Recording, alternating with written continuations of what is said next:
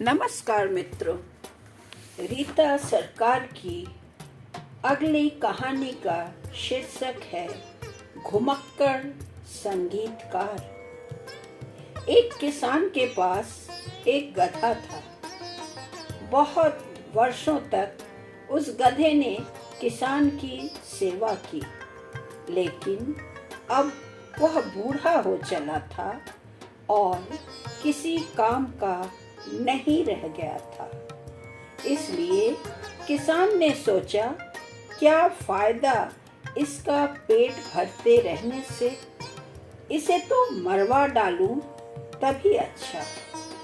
लेकिन गधा अपने मालिक के इस इरादे को भांप गया और एक दिन चुपके से निकल भागा।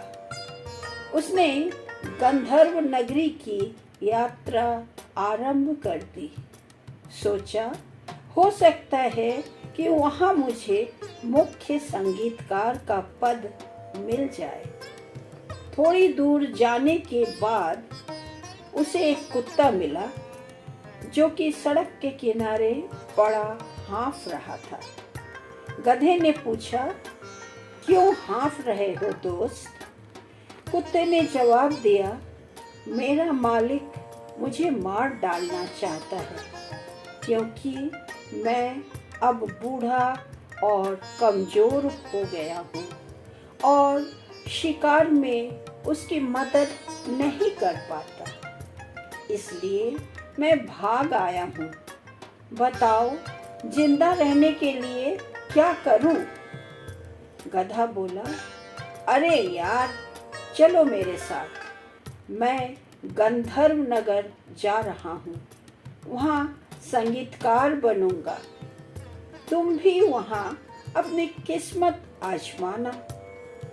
कुत्ता राजी हो गया। वे दोनों झूमते हुए चल दिए। कुछ आगे पहुँचने पर उन्हें एक बिल्ली दिखाई दी जो सड़क के बीचों बीच रोनी सूरत लिए बैठी थी। गधे ने पूछा, देवी जी, क्या बात है जो आप इतनी उदास दिखाई दे रही हैं? बिल्ली ने जवाब दिया, जब जिंदगी ही खतरे में हो तो कोई खुश कैसे रह सकता है? अब मैं बूढ़ी हो चुकी हूँ। घर में दौड़ दौड़ कर अब मुझसे चूहे नहीं पकड़े जाते। मुझे तो बस आग के पास आराम से पड़े रहना अच्छा लगता है। इस कारण मेरी मालकिन मुझे पकड़कर डुबाने लिए जा रही थी। सौभाग्य से बचकर भाग तो आई हूँ, लेकिन गम यह है कि अब जिंदगी कैसे चलेगी। गधे ने समझाया, तब तो तुम भी हमारे साथ गंधर्व नगर को चलो। रात के समय तुम बहुत अच्छा गाती हो। वहाँ चलकर संगीतकारी से तुम्हारा भाग्य खुल जाएगा। बिल्ली को यह विचार बहुत पसंद आया और वह उन दोनों के साथ होली। कुछ देर बाद जब ये सब एक खेत के पास से गुजर रहे थे, तो एक झोपड़ी के दरवाजे पर बैठा एक मुर्गा दिखाई दिया। वह मुर्गा अपनी पूरी ताकत से चीख रहा था। गधे ने कहा, सच कहता हूँ दोस्त, तुम्हारा चीखना बड़ा ही शानदार है, मगर यह तो बताओ कि यह हो किस लिए रहा है? मुर्गे ने जवाब दिया, अरे भाई, अभी कुछ देर पहले मैं कह रहा था कि मौसम बड़ा सुहाना है।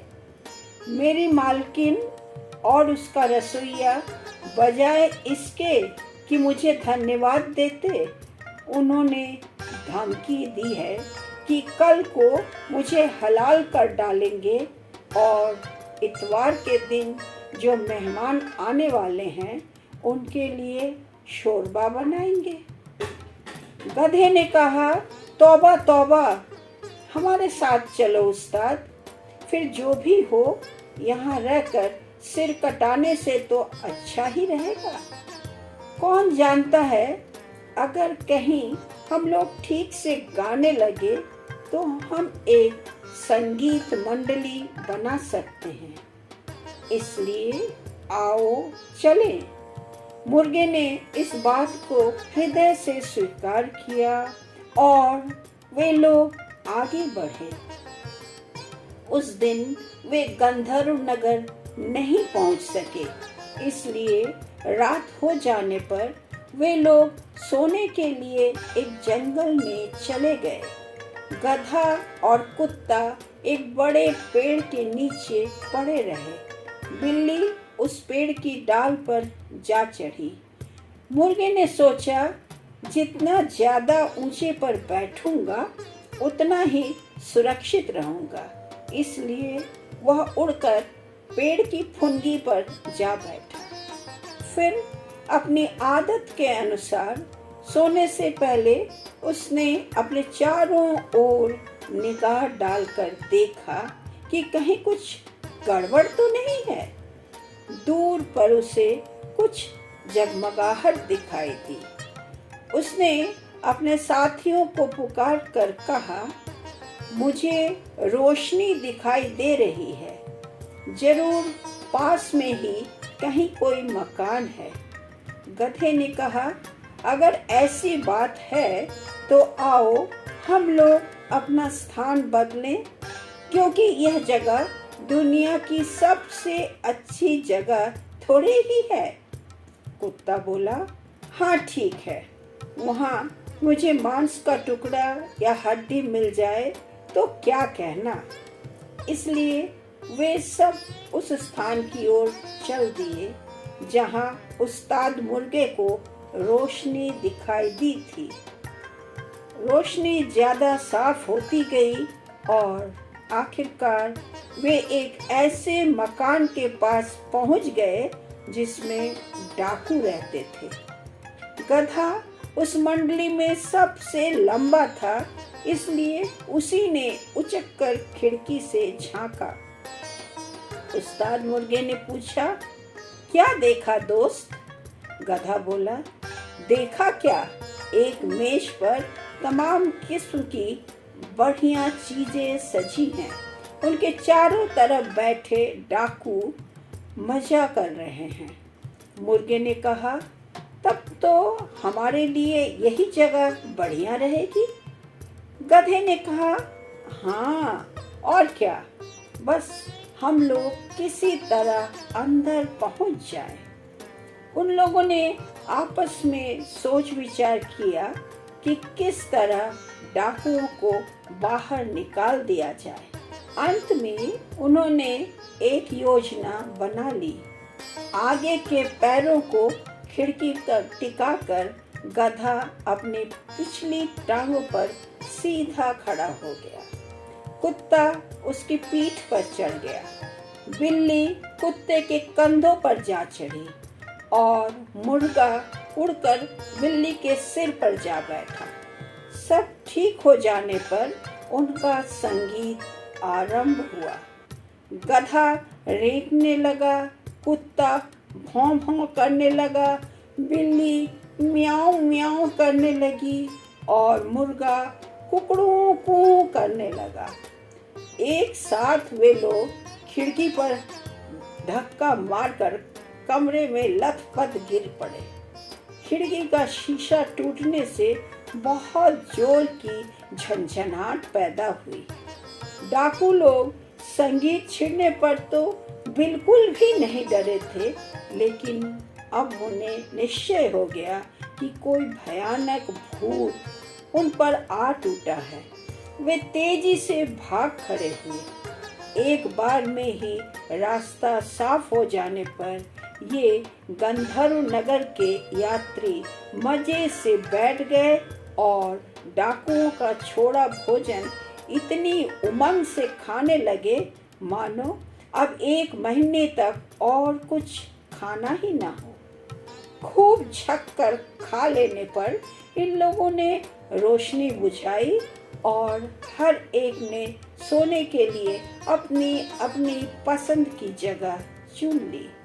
गधा आंगन में भूस के ढेर पर लेटा रहा। कुत्ता दरवाजे के पास पड़ी चटाई पर लंबायमान हुआ। बिल्ली गर्म राख के पास सिमट कर पड़ रही और मुर्गा छत के ऊपर के शतीर पर जा बैठा।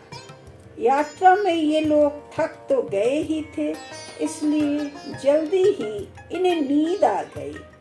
लगभग आधी रात को डाकुओं ने दूर से देखा कि रोशनी बुझ गई है और सब कुछ शांत जान पड़ता है। इसलिए उन्होंने सोचा कि हमारी इतनी जल्दी भाग खड़े होना ठीक नहीं हुआ। उनमें से एक डाकू औरों से ज्यादा हिम्मत वाला था। वह यह देखने जा पहुंचा कि वहां क्या हो रहा है। कहीं कोई गड़बड़ी न देखकर वह रसोई घर में चला गया। टटोलते टटोलते उसे एक दियसलाई मिल गई। वह उससे मोमबत्ती जलाना चाहता था। उसी समय उसकी निगाह बिल्ली की चमचमाती आंखों पर पड़ी। उसने समझा ये दहकते हुए कोयले हैं। उन्हें ठीक से देखने के लिए उसने एक सलाई जलाई। बिल्ली उसके इरादे को क्या समझती, वह तो एकाएक उस पर झपट पड़ी और उसका मुंह नोचना शुरू कर दिया। बेचारा डाकू अत्यंत भयभीत हो उठा और पीछे के दरवाजे से भागने लगा, लेकिन वहां कुत्ता उस पर झपट पड़ा और उसकी टांग में काट लिया। इस पर भी जब वह अहाते में से गुजरने लगा तो गधे ने उस पर दुलत्ती झाड़ी। मुर्गा भी उस शोर से जग गया था। वह भी अपनी पूरी ताकत से कुकरू कू कर उठा।